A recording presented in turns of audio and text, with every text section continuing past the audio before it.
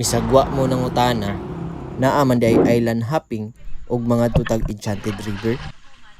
Abi na kog sapa lang ni among adtuan, naa pa man di ay ubang island. Ug mauning upat ka places na imong maadtuan pag moabil kag island hopping sa Enchanted River. Ug tara, larga.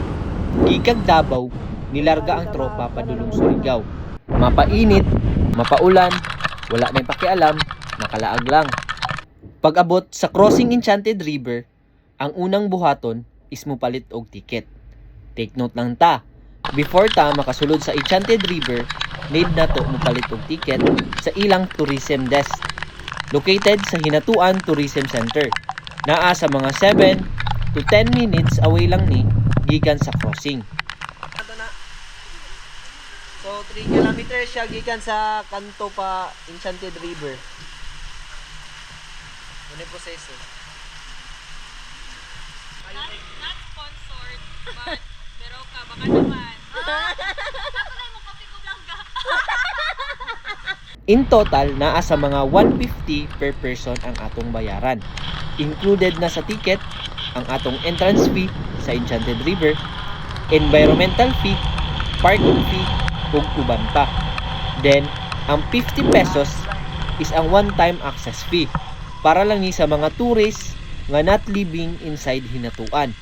So, exempted ang mga residents sa Hinatuan ani. For me lang ha, much better siguro nga dito lang sa crossing ta magbayad para less hassle pud unta sa mga tourist. Nasa mo ah. Ipakita ka. Resibo na kailangan. So bago ta makasulod sa Enchanted River, need na to ipakita atong resibo or ang ticket.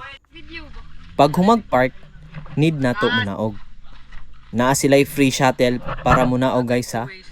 Pero pwede ra pud ta magbaktas padulong dito sa Enchanted River mismo. So mao to siya ang inyong sakyan o namoy patience mulat. So mao ni mga prices ug mag-island hopping ta. 600 for the first 2 hours, which is maximum of 6 person lang.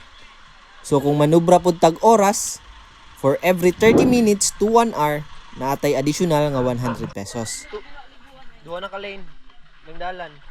Pero diri ra di ay. Ang bangka is nasa tumoy sa river.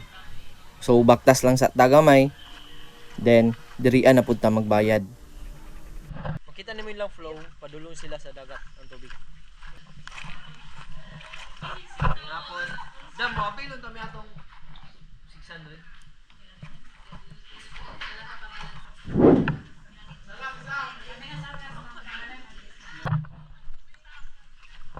Pila ta kailan nun, boss?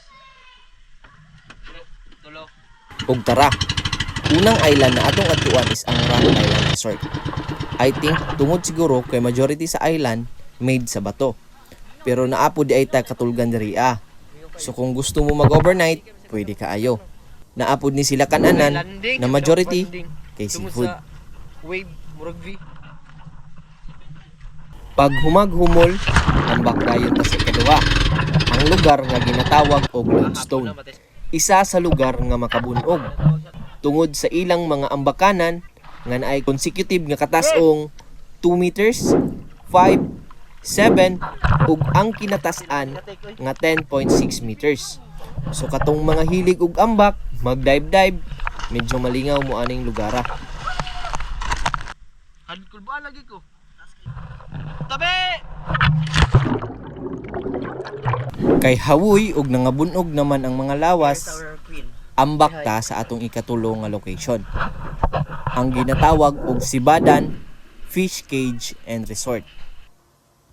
Isa ni sa pinaka-exciting nga lugar na atong ma-visit.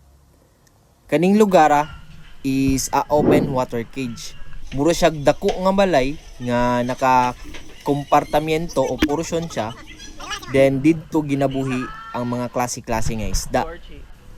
Makakita tagdag ko nga isda ug pagi diri. Ang nakanindot pud ani kay pwede nato snorkelan, mag-feed ta sa isda o pwede budta mag-swim alongside sa isda.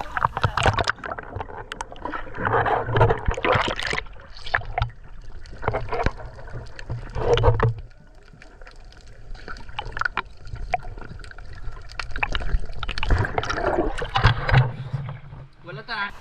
Kung imo pong subayo ning lugara, naapod siya yung mga klase-klase jud nga isda. Pating o kaning mga uban pa nga wala na pud ko kaila.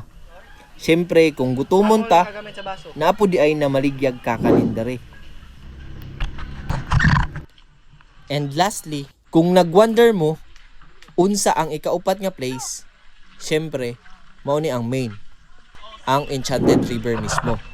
Wa na ko'y maingon sa kagwapo aning lugara, mas best jud na kamo ang mo witness ug kamo mismo mohatag og comment. Ug maulang to, manguli nami og matsalam sa pagtanaw.